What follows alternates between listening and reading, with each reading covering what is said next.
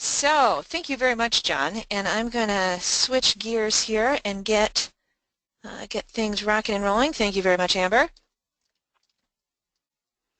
Just get a confirmation from you guys that we are sharing my screen, and I'll be all good to go. You're all set, Megan. Wonderful, wonderful. So one of the things that I have been keenly interested in since I first started hearing about the Experience API is, what do we as instructional designers need to know? Do we need to become programmers? Do we need to learn data science? Do we need to up our game from an instructional design perspective? And really it's that last piece where I tend to spend the bulk of my time.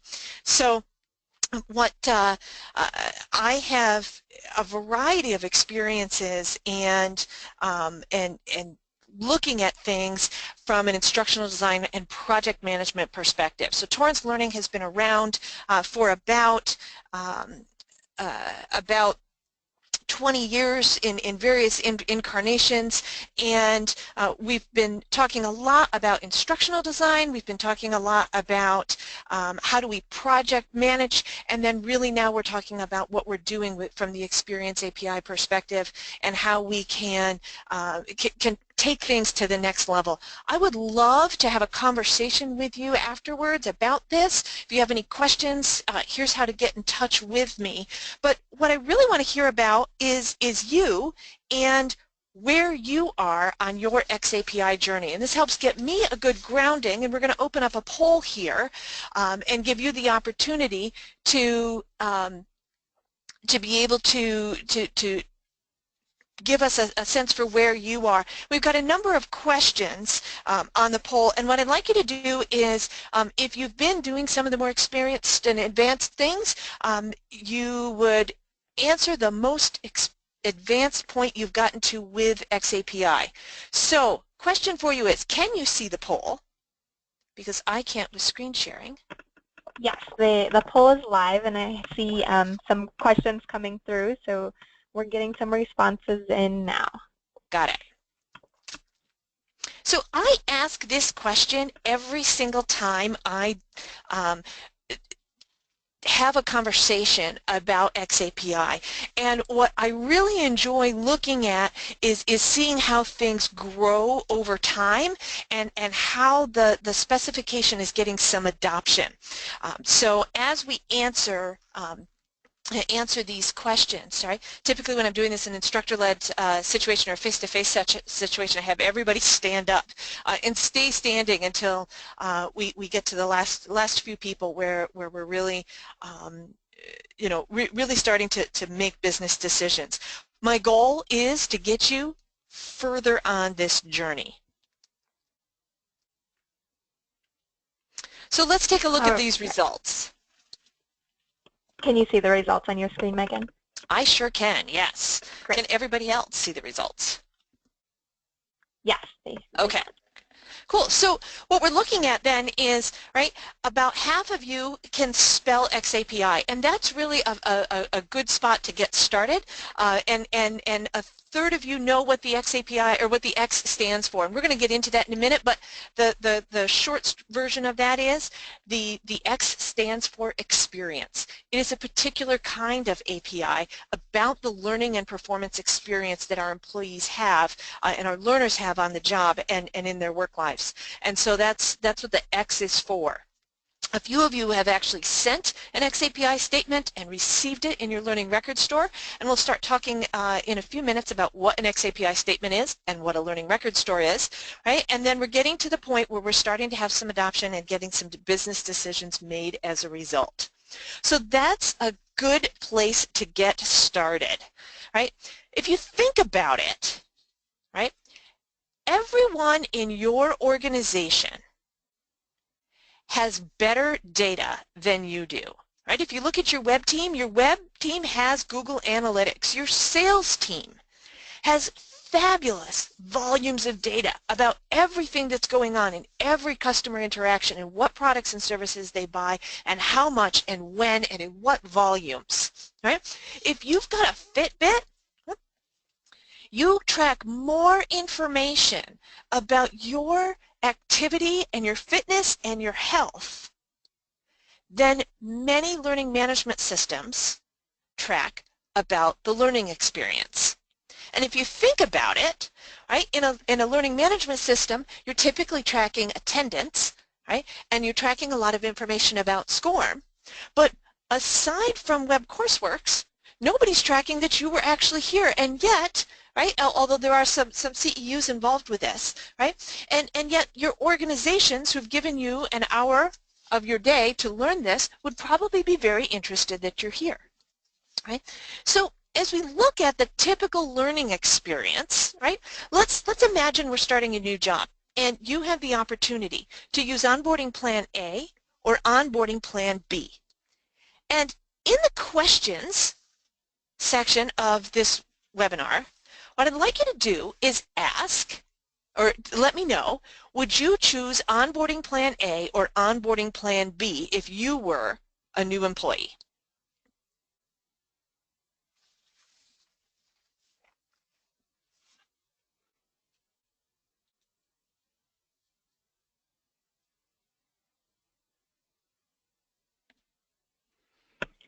All right, Mike, and we have some answers coming through the questions panel. Rob would choose Plan B, Nadia A.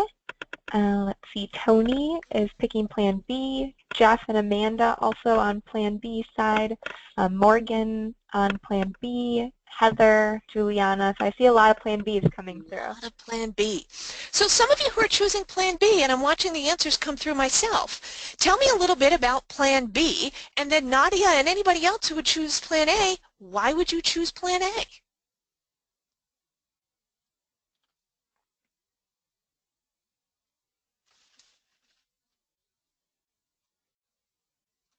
Okay, so we're getting some answers here, right? So people are choosing Plan B because it's blended, right? It's face-to-face and it's e-learning. It seems more active, more holistic, right? It has a combination of mediums. It involves interaction. Okay. These are a lot of the reasons why people like the onboarding Plan B better. Onboarding Plan B seems like it's a lot more like the actual job, right? But if you're the LMS administrator, right, Plan A is easy to track, right? Nadia also says Plan A can be taken remotely. Right? Plan A is predictable. I know exactly what you're getting, and yet I don't know necessarily what you're getting in Plan B on a consistent basis using today's platforms and today's tracking technologies. So we have some problems here. Plan A is repeatable and consistent and trackable at scale, but Plan B is often how we want to learn. And the cool thing about xAPI is I feel like it is the thing that will enable us to have the best of both worlds. Repeatable, trackable at scale. Right? If you have a 20-person organization, you can do Plan B all you want. You know what? My team, our onboarding plan looks like Plan B. Okay? But if I had 10,000 people in my organization, Plan B would be a very difficult thing to track without the xAPI. So John mentioned that the xAPI, or the Experience API, comes from the Defense Department, specifically the Advanced Distributed Learning Group in the Defense Department. And why does the Defense Department or the federal government of the United States care at all about learning technology standards? It's because they are the single largest employer in the United States, which means they have the single largest number of employees to train. And as taxpayers, we really like it if they're efficient. And they can only be efficient if there is a large, fluid, interchangeable marketplace from which to purchase. That's what SCORM did, and that's why the ADL cares about SCORM. Right? SCORM is what has enabled businesses like Web Courseworks and Torrance Learning and yours to grow, because we have the ability to develop content that works in any LMS. You can change your LMS and all your content can come along with you. However, SCORM has some problems, not the least of which is it doesn't like to work without the internet, and neither do I. I'm a big fan of the internet, right? But SCORM has a number of problems that about 8 years ago ADL started looking into, and that's where we come up with Project Tin Can. You've probably heard about Tin Can. You may call the Experience API Tin Can, but Tin Can is really the project code name that created the Experience API or xAPI.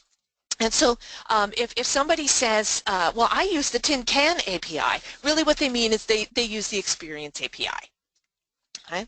So what is the Experience API? So we said the X stands for experience, and API stands for Application Programming Interface. It is basically a way of storing and retrieving records that is standard and shared across a number of platforms. So if you use LinkedIn and Twitter, and you have the two of them hooked together so that when you post a LinkedIn update, it also gets tweeted out, you have just used an API. There is an API between LinkedIn and Twitter that allow the two of them to communicate, and you don't have to go in both places. When your favorite Facebook games know who your friends are and when their birthdays are, so you should give them a gift in the game, okay, that's because there is an API between the game and Facebook. You don't have to be actively, as far as you know, in both places for that to happen. So we use APIs all the time. The trick is that the API that works between the Facebook and the game are different than the ones that work between LinkedIn and Twitter, and so somebody has to manage all of those. And if you were to think of all the different learning tools that you do or would like to use in your organization, managing a separate API for each one of them will get a little bit hairy, and that's where we get to the standardization. Now, the other thing that we look at when we look at xAPI is it's the next generation SCORM. And this is why John said he was a little bit hesitant to call it this, right? If you think about xAPI as the next generation SCORM, that's like saying that the smartphone that I would bet good money is within 4 feet of your hands right now, if you're not actually using it to consume this webinar, right? That's like saying that smartphone is the next generation version of the rotary dial phone that you had in your house growing up. Or maybe I'm dating myself. I had a rotary dial phone in my house growing up. Actually, we got pretty technically savvy when we ended up with a push button dial. And why? Well, my smartphone, if you think about it, right, handles telephone calls better. My smartphone does a lot more than just handle telephones calls, right? And I can keep adding to it. And in those ways, right, xAPI is so much more than SCORM. Sometimes it helps to have a little bit of grounding in what is SCORM before we get too much farther. SCORM is a method of communication between an e-learning course as it sits in its learning management system. It keeps track of about 20 different things, only about 5 of which are interesting to us instructional designers. Okay? And if you think about these 5 things can be tracked for just about any e-learning experience, no matter what the content is, even though the content may be completely and totally different. Okay, so if we were to look at a more broad look, though, at what is xAPI, okay, it's not only a next generation SCORM in a completely and entirely different way, but it's really a protocol for recording learning experiences and for storing and retrieving data about them. Some people like to call it the Holy Grail, right? We're finally correlating job performance data and training data to be able to assess them, the individuals, as well as the effectiveness of what we're doing from a training perspective. Now, answer number 4 probably goes a little bit too far. However, it will get us the data that we need to do that. And here's the thing, right? So when we live in a SCORM-based world, we kind of live in a box. And if you've ever created an e-learning course and packaged it up and uploaded it to your LMS, right, that little zip file, think of it as that little box, right? When we live in a SCORM world, most of our effort in creating e-learning is focused on the instruction and the media. Right? You think about the instructional design, we think about the graphic design, we think, my goodness gracious, somebody in this course used Comic Sans, why would you ever do that, right? These are the things that we focus on. But when we work in an xAPI environment, we still focus on the instruction. We still focus on the media. But now we need to be thinking about the data that we're collecting and what kinds of information do I need from this learning experience to evaluate both the learning experience and the learner more carefully. Okay? In a SCORM world, we have snazzy developer tools, this just happens to be one of them, that do all the heavy lifting. I'll tell you, I cannot remember the last time I cared about what was being sent in as a SCORM statement to my learning management system because, quite frankly, I don't have to. It just works. Right? Now, in an xAPI world, there are a few, they are coming out, rich developer tools that are going to do the heavy lifting. So your major platforms, your Storyline, your Captivate, your Domino products, whether it's Claro or their new Flow, your Obsidian Black, your Lectora, they can do some. They're all doing xAPI and sending those statements. So the developer tools are coming along, at least in the e-learning space. In the outside the e-learning space, there are a few bright sparks out there, and it's good to see them. Right? That means that if you are an early adopter, you may have needed to get a little bit comfortable with a little bit of code. The good news, though, is that from an instructional design perspective, your need to be too familiar with this is waning, and you will not need to be worrying too much about code. The other piece of good news is that the amount of code required for a custom, so a non-e-learning developer tool kind of xAPI project, this is a no-brainer for your IT team. Your software development teams have no problem with this. We give them the specification, and they are up and running. Okay? In a SCORM world, we don't have to think a lot about data or reporting. So this is out of my test LMS, which is why I have so little time out of any of these. But if you look at this, in a SCORM world, I can keep track of the same 5 relatively boring pieces of information for any kind of course, whether it's safety or compliance or soft skills or product training or sales or anything, because I'm only tracking the same 5 things about everything. I can run a report, pretty much completion, time spent, score, on all of these things. And in an xAPI environment, the kinds of data that we track about a learning experience are going to be different by topic. Gone are the days where it can be a part-time job to be an LMS administrator for a 20,000 person organization, because now you'll have to have and you'll have the opportunity to have a much more rich sense of what's going on in the learning perspective. And in an xAPI world, we're really not doing a good job of tracking things that happen outside of the LMS. So think about it. Right? Now, I'm not saying that xAPI is going to track what happens at the water cooler, but we're really not tracking what happens outside of the e-learning space at any kind of depth or scale. We know you showed up, or maybe we know how deeply you interacted with a particular mobile tool, that a mobile quizzing or game-based tool or whatever, but those tools don't need to speak to your LMS. They can't speak to your LMS in many cases today when we're working at in SCORM. And with an xAPI, we can now start tracking things that happen outside of the LMS at depth and scale and relate it to what's going on inside the LMS. Because I don't know about you, but I sometimes have a hard time tying completion of training to results. We often say, well, it's really hard to calculate ROI because there's so much other fuzzy things going on, and that's in part because we don't have really good data. If we can tie the learning and behavior to organizational results, we start getting the opportunity to print new business cards because we have a more critical role in our organizations and the way that we serve them. So at this point, a lot of people are saying, yes, I'm sold, I'm excited, how does it work? What I want to do is I want to take a pause here for questions or any kind of directional comments that you might have, and you can enter those into the questions panel. I'll take a quick look here,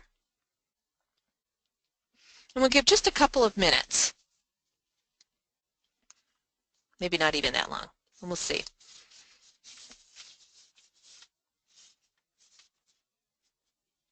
And I love having a conversation. And so sometimes people think, wow, I can't have a conversation. It's a webinar kind of tool. I would love the opportunity, right? If some of these things don't seem that relevant or meaningful to you, chime right in. I would love to engage on that level too.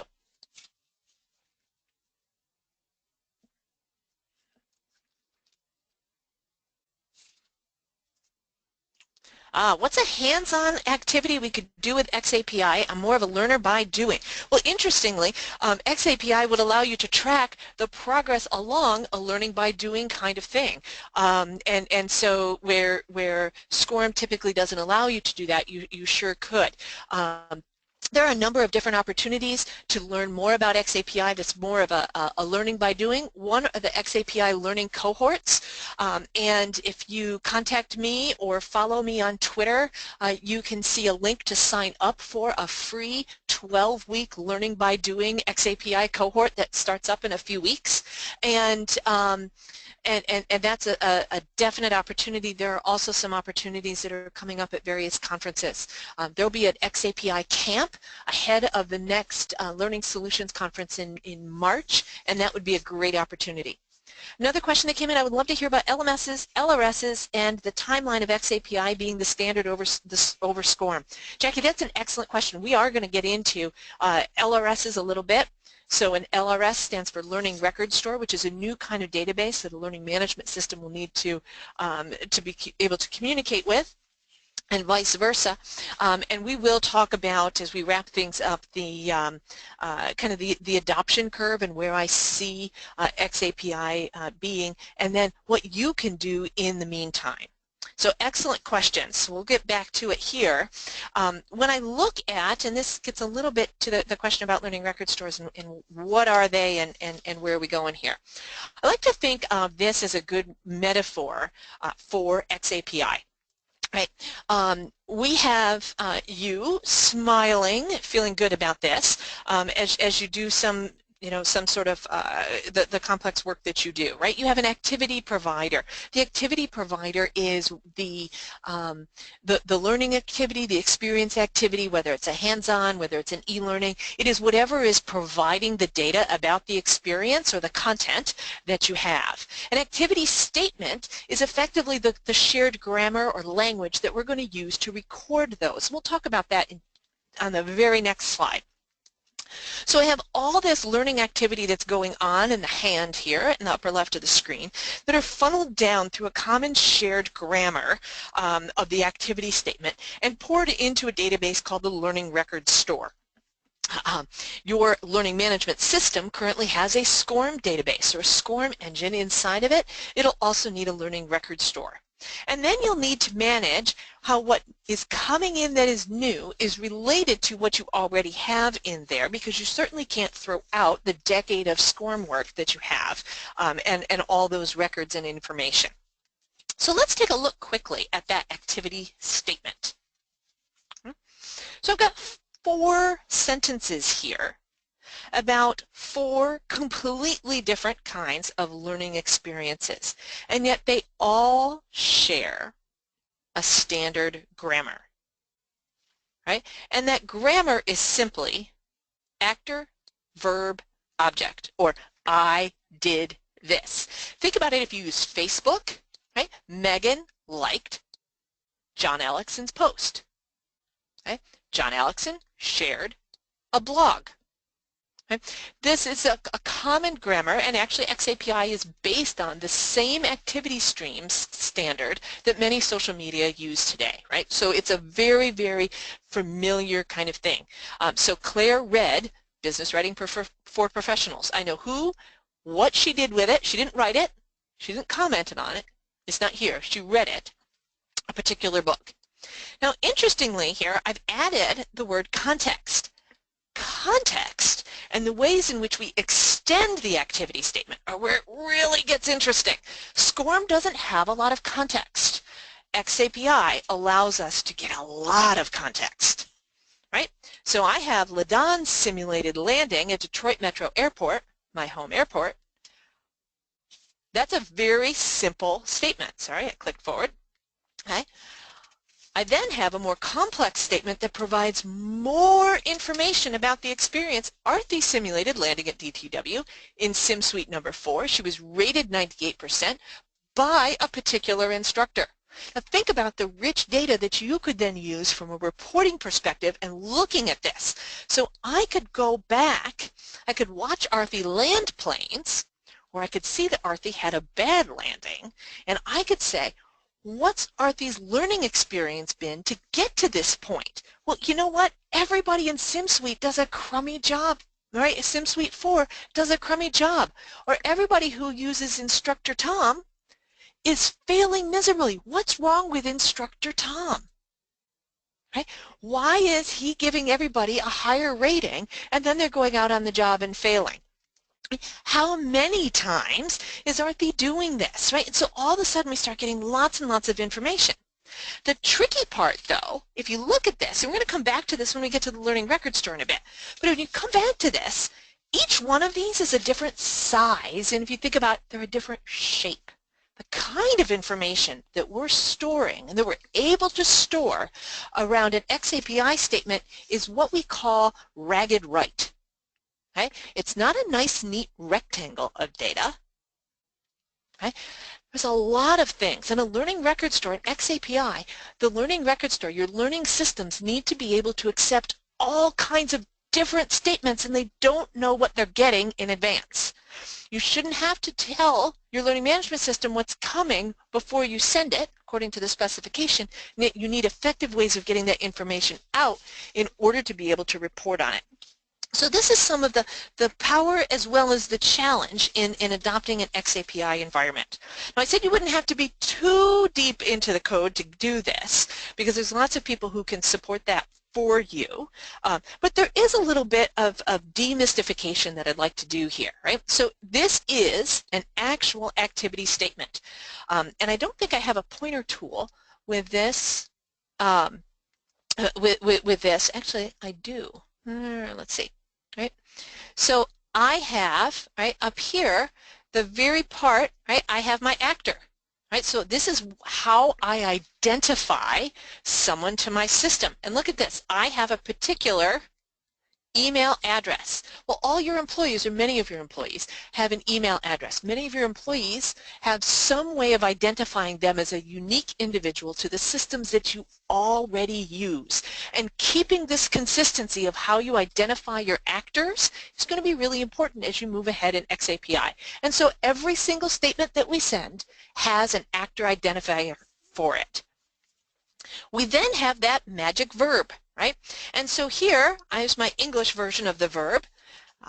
xAPI also allows me to very easily embed all of the different languages, right, and the ways in which I keep track of things, right? But I have, right, so I have this particular grade 5 student answered, right? That's the verb, okay? Now, if you think about it, what I might define as answered and what you might define as answered may be different things. And so it's important that we have a shared directory of what we mean by answered. So this ID, this URL here, points to the common definition of what the word answered means.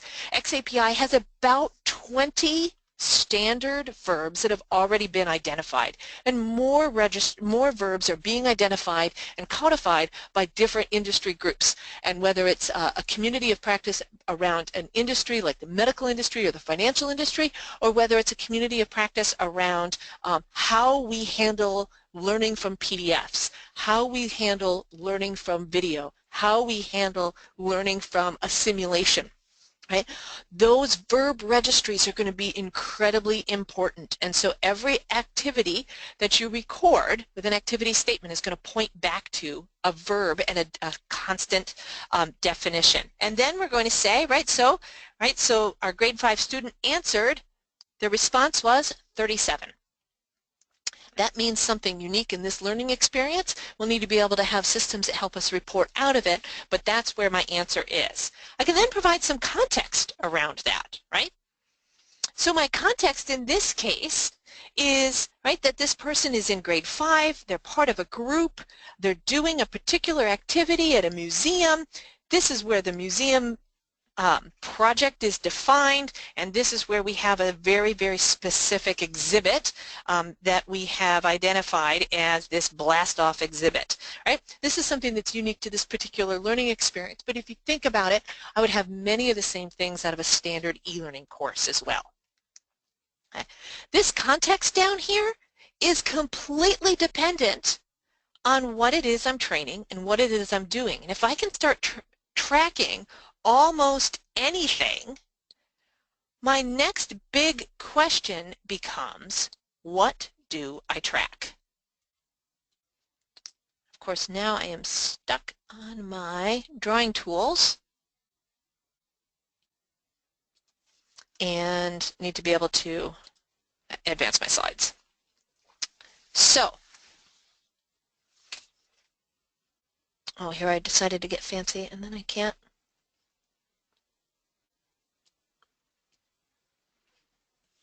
Amber, I wondered if you could help point me out how to turn off drawing tools.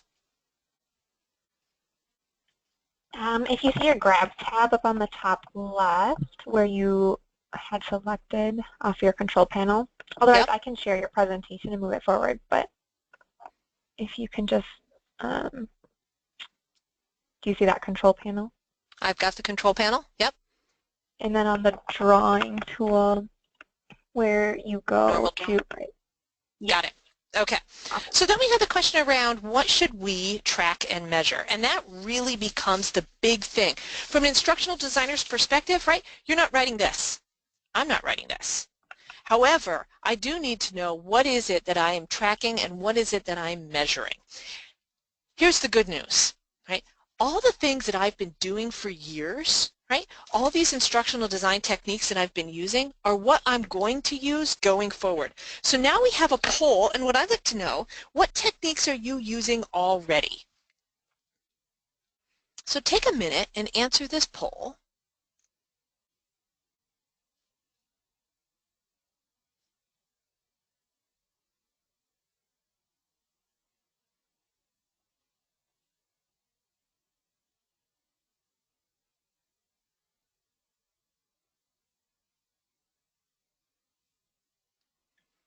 I see the answers coming through, so I'll give it about 10 more seconds for you to get your answer in, and then we'll close and show the results.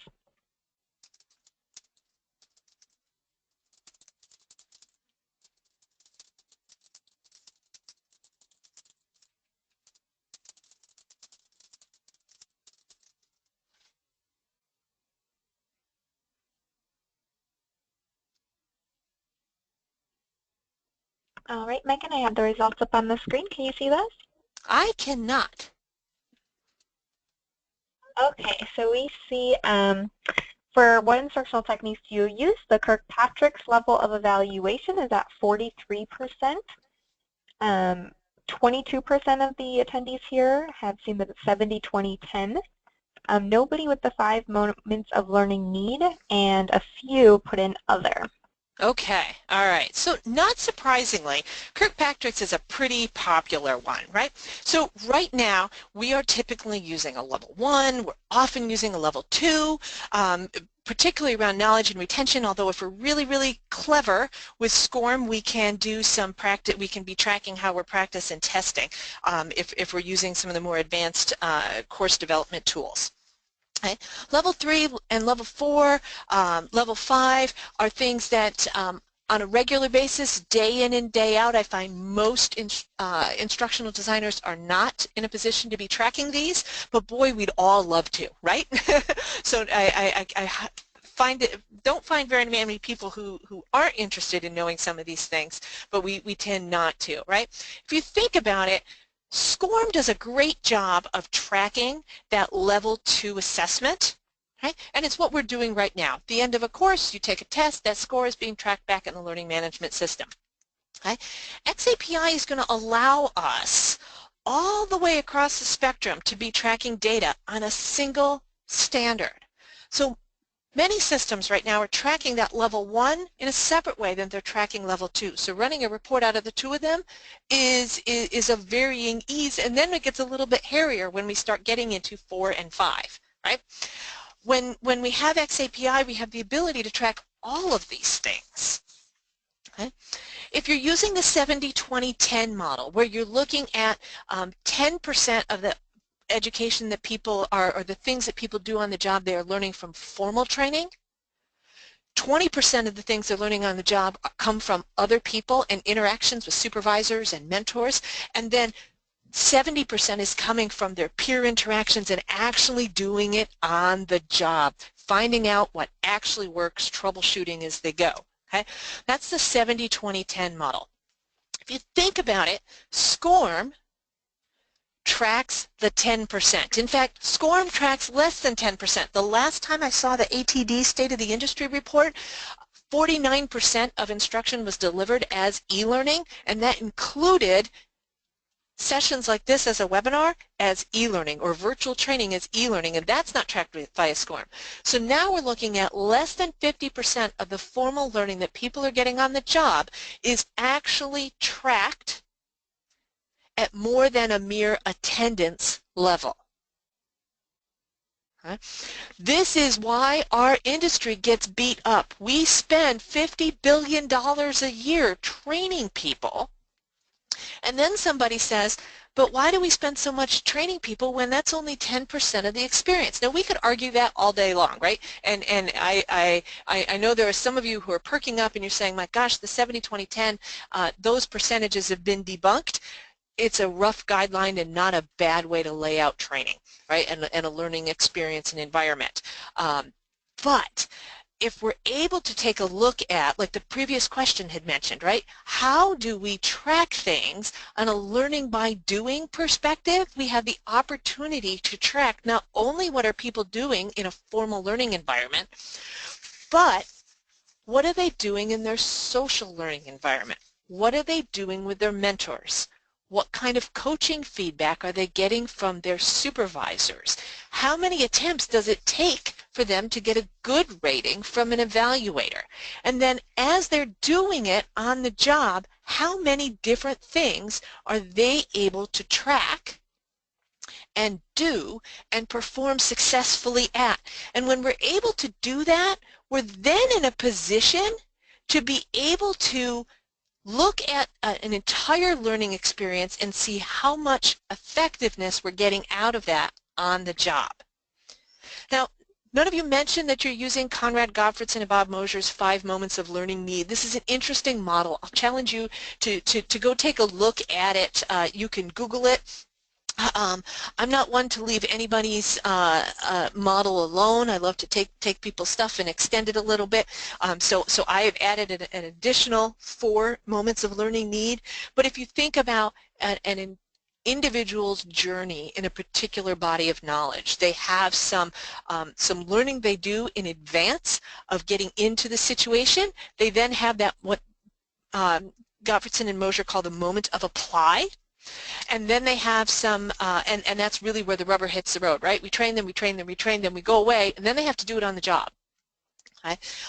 Then they have to solve things, they have to change things, or things change on them, and they may come into a situation where they have to teach. We typically track, right, new training, that formal training, and the formal, it's changed now, do something different using SCORM. xAPI will allow us to track the entire spectrum of the learning situation. So what does that mean? That means you can now do a lot more with xAPI than you've ever been able to do before. This is just a partial list that we generated as a brainstorming group at a conference recently around kinds of things that you can do with xAPI that you couldn't do with SCORM. And so what I'm going to ask you to do is in the questions panel, let me know what kinds of things can you do now that you couldn't do, or what kinds of things on this list are you most interested in doing now that you would have the opportunity to track them with xAPI. So just jot a few things down real quickly into the panel.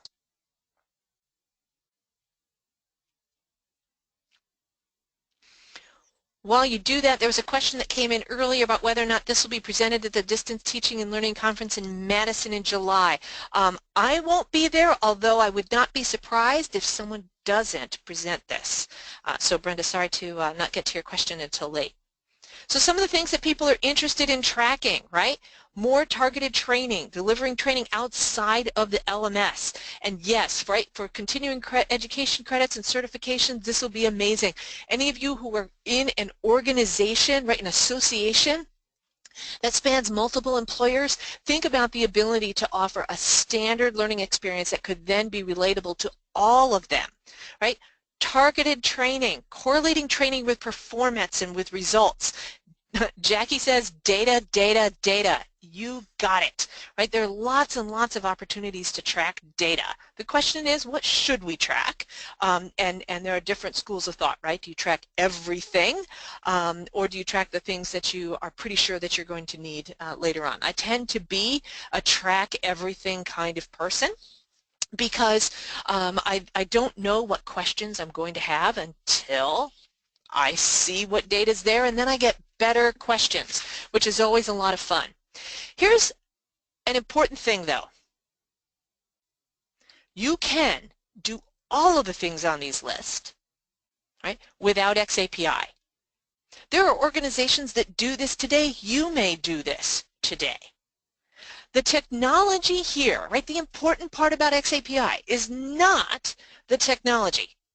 The technology actually is pretty boring and still kind of behind what many other pieces of our organization and functions in our organizations are doing. Okay? You can do all of this without xAPI. Here's the thing, though. If you build it in a black box, it is much harder to add to it. The magic of xAPI is not the technology, but rather the interoperability, the ability to connect two different things. If today you have a mobile game that supports training that you are delivering in your learning management system, okay, most people do not have a standard extensible way of tying game activity to formal learning activity, and certainly not to on-the-job performance.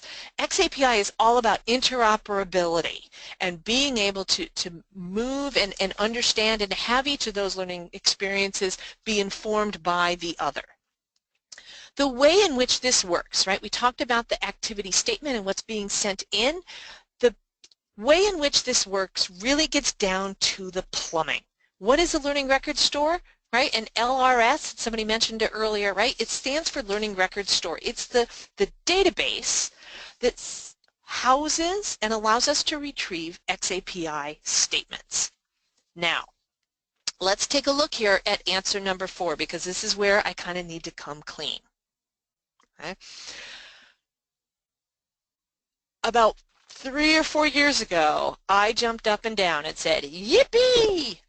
I'm going to replace my learning management system with a learning record store. Okay? I thought that the learning record store was the upgrade to the learning management system. The trouble is that your learning management system does a lot of things that a learning record store does not. A learning record store, remember, is just the database where we send and retrieve statements.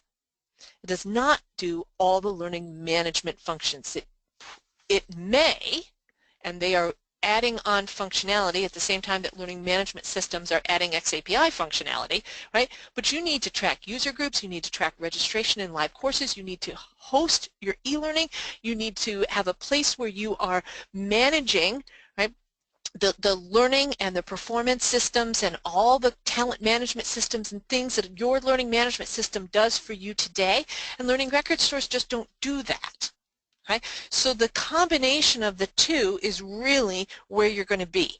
There are some learning management systems that have integrated learning record stores. There are some learning record stores that are starting to add some learning management functions. The vast majority of the industry is in the process of moving there, but they're not really where we would all want them to be. So the question becomes, what do we do in the meantime?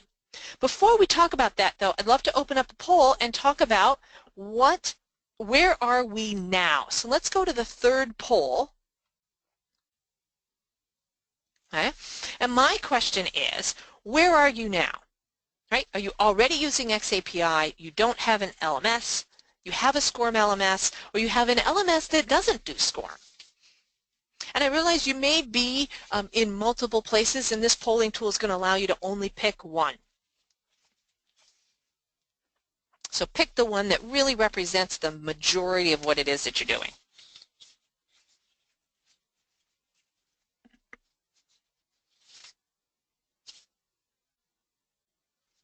All right, we've got the majority of responses in, so I'm going to close the poll and share the results.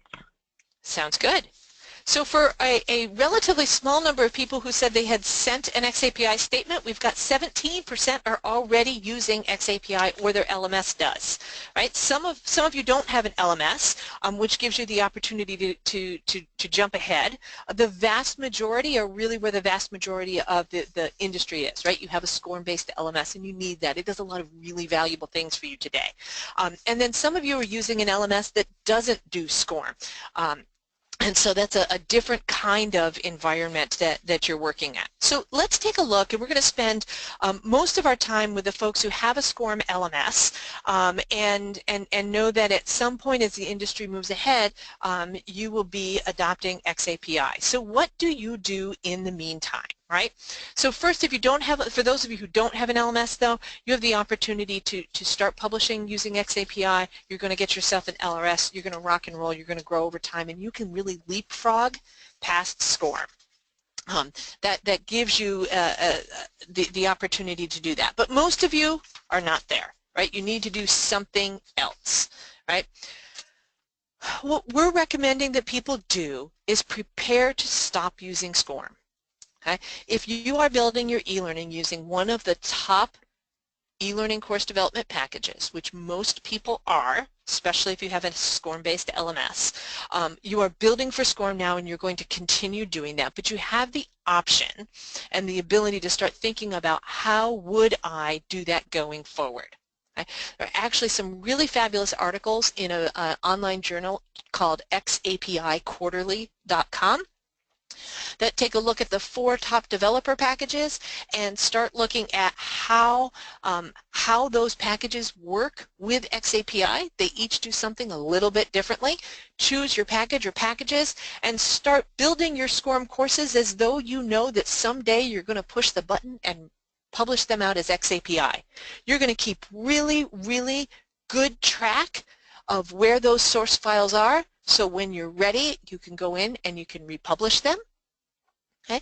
And you're going to follow the xAPI ready best practices, which will be largely invisible to your SCORM using employees and learners right now. Okay? That's the biggest thing. Okay? And if you have any questions, go ahead and add them to the questions panel about how we start thinking about preparing for this environment. Right? I also say, well, we're adding in questions, right? Start asking the X question. As I go up and down the expo aisles at any conference I go to and I see a nifty tool, I ask, does it do xAPI? Typically, well, up until the ATD ICE conference in May in 2016, the response that I would get back from people would be, we do all sorts of APIs. You let me know. We do APIs to Salesforce.com. We do APIs to all sorts of different things, and we have all sorts of, you name it, we will make an API for it. And I don't care about just any API. I want to know about the xAPI. And so it takes a little bit of education with some of the newer vendors in our space, but really the tide has turned. And now when I go up and down those expo aisles, the questions I get, or the answers I get when I say, do you do xAPI, are either, yes, let me show you what you can do, or we're working on it, can you help me? Tell me what it is you're interested in doing. Now that opportunity to be a beta tester is pretty amazing, and that is one of the kinds of things that you're going to want to do if you want to move ahead faster, and you've got the time to experiment, is to beta test with your vendor partners, right? Whether your platform partners or your tools partners, because then you'll have the opportunity. They need you to understand how you want to use their tools, and you'll get that up close and personal, taking a look at things, and you'll have the opportunity to get in closer. We've had some really good experiences with our vendor partners in being those early beta testers. They give us something, and we say, hey, can we have something else? Where you may not get that attention later on. Okay? So how do you get started? Okay, so you've got your preparing, right? That's your take 2 aspirin, and then you have, right, how do I get started, right? We call them day hikes. We have them, or pret-a-porter, right? Things that are ready to rock and roll. Small projects where there may not be any precedent or legacy around the learning management system. All of my first clients that we did xAPI projects for did not have learning management systems already, or what they were asking me couldn't be done with SCORM. Like, this is a great opportunity for xAPI. They don't even want to know that it's xAPI. They don't care. They just want to know that now you can track and give them the data that they want. Okay? Sometimes selling outside of the L&D space, just what we call selling the alphabet soup, doesn't work. They need to understand that business case. And doing some of these small projects, I call them day hikes, right? They're not a big project that you have to do a huge amount of planning and logistical support and packing and changing of your life in order to do. You're not hiking the Appalachian Trail. You're grabbing a backpack. You're going out for the day. It's light. If you break something and you fail, you learn. It isn't a disaster. And those are really nice places to go. Okay. That's where we get to that xAPI learning cohort, where you have the opportunity to be able to go in, learn something quickly, and actually have a case study and a project to show for it at the end of 12 weeks. And that gives you something that you can take back to your organization and say, hey, look what we can do. Right? When I'm doing these things, right, we just talked about choosing a project, right, around a particular piece of content. I'm working with a client right now where we're looking at tracking all sorts of different ways of learning, all back to a central spot for a certification program. I then say, what are my activity providers? Number 2, right? Where are the sources of that data? Some of it's e-learning, some of it's video, some of it's sales data. I have to sell a certain number of things in order to be able to reach a certain level, and that is an example, that's an artifact of learning by doing. I am actually proving that I'm doing. And so understanding where all that activity is coming from. And then I'm saying, what are my actors, right? How do I identify those people across all those different systems? What are my verbs? What am I tracking? I care about what I'm tracking in my formal learning, but also in my sales, right? What am I tracking, right? And how do I get great context out in order to create reports that are going to help me make business decisions? Okay?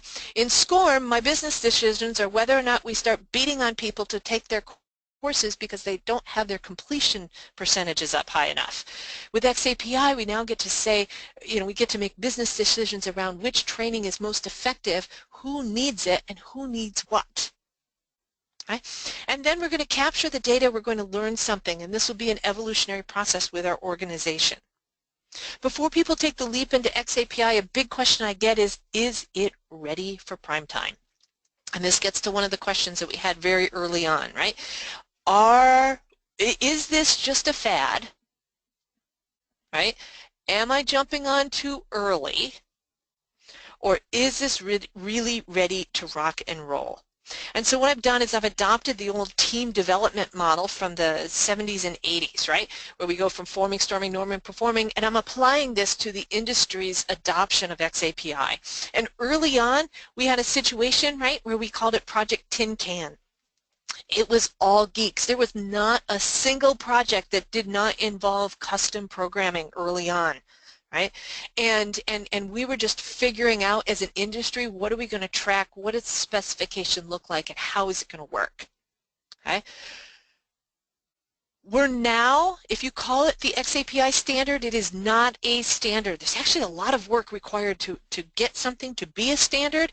Right now we're in the specification stage, right? I feel like we are the left edge of the norming box. We have geek-free tools that are emerging. There are ways to learn, both learning by doing and formal training opportunities through ATD and a whole bunch of other sources. We are working as an industry on conformance certification so that right now you have a list of xAPI adopters. Soon you will have actual certified conformance for xAPI, like the Better Housekeeping seal. You know that it works and it's just as interoperable with SCORM. And that's where when we get over here, this performing, I say the big key here is that it's more common than SCORM. Why can I say it's more common than SCORM? Because it's going to be tracking things from more sources than just your e-learning courses. So it does have the opportunity to be something that is much more ubiquitous than SCORM. So as we wrap up here, I'm going to open up for a few questions as we go. I'm interested in what questions you have as well as what some of your key takeaways from this session are. This was an opportunity to give an overview and see what's out there and what are some of the definitions and things you'll need to know in order to get started. There are lots of ways to then get in a little bit deeper. So fire away and ask questions. And while you type in your questions, I will give a shout out to the .org community and Web Courseworks for hosting this, because it's been a really fabulous opportunity to reach a bunch of people and talk to the learning and the things that are going on in our industry. So thank you very much. Thank you, Megan. Excellent presentation. I enjoyed it very much. It kept my attention, which is not easy to do, so congratulations. And I'd just like to say, I know that people know how to Google xAPI. I do want to promote our white paper that we have on our website. We tried to organize the various case studies, including the one that you did, Megan, and one that we did as far as pilots go. I think that's a really good way to start to get ideas, is to look at information on the web of the various case studies that are out there.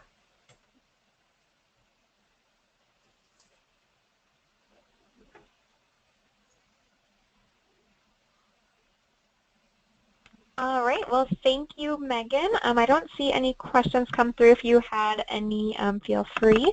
But thank you again, Megan. This was a wonderful presentation, and thank you, John, as well. If anybody has any questions, you can reach out to Megan. Her information is on the screen now, and then also to the Web Courseworks team if you have any questions for us. So I'm going to end the webinar now, and the recording will be available on our website after. There's also a survey after the webinar that will pop up if you would like to give us any feedback. That really helps our series stay strong. So thank you all for joining us, and have a great day.